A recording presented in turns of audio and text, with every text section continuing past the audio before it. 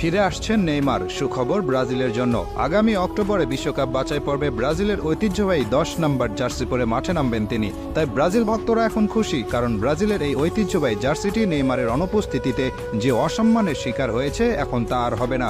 আগামী অক্টোবরে শক্তিশালী দল চিলির বিপক্ষে খেলবে ব্রাজিল। বিশ্বকাপ বাছাই পর্বে ব্রাজিলের অবস্থা এখন খুব ভালো নয়, আছে 6 নম্বরে। পৃথিবীর ইতিহাসে একমাত্র দল ব্রাজিল যারা সবগুলো বিশ্বকাপের আসরে খেলেছে।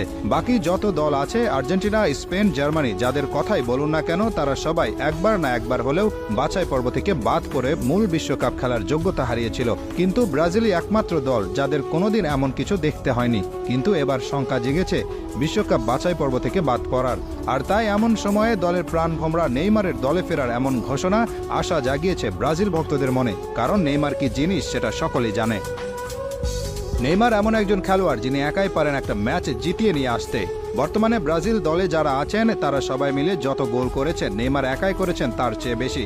নেইমার 127 ম্যাচ খেলেছেন ব্রাজিলের হয়ে, সেখানে গোল করেছেন 79টি আর অ্যাসিস্ট করেছেন 59টি।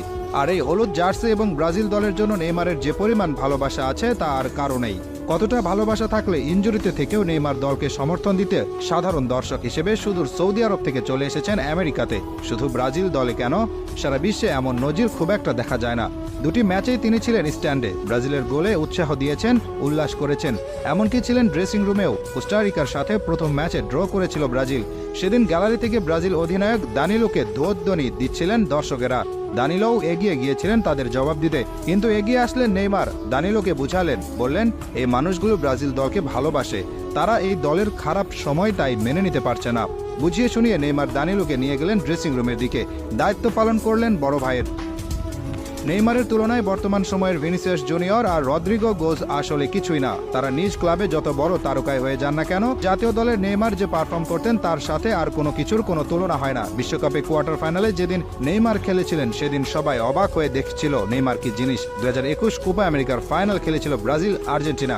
ব্রাজিল সেদিন হেরে গিয়েছিল আর্জেন্টিনার কাছে, কিন্তু হেরে গেলেও আর্জেন্টিনা একাধিক খেলোয়াড় এটা স্বীকার করেছিলেন যে সেদিন মাঠে সবচেয়ে ভালো খেলোয়াড় ছিলেন নেইমার। ডিপল তো বলে দিয়েছেন তার জীবনে তিনি নেইমারের চেয়ে ভালো খেলোয়াড় দেখেনি। নেইমারকে আটকাতে গিয়ে তার যে কষ্ট হয়েছে, সেই কষ্ট তাকে আর কেউ দিতে পারেনি।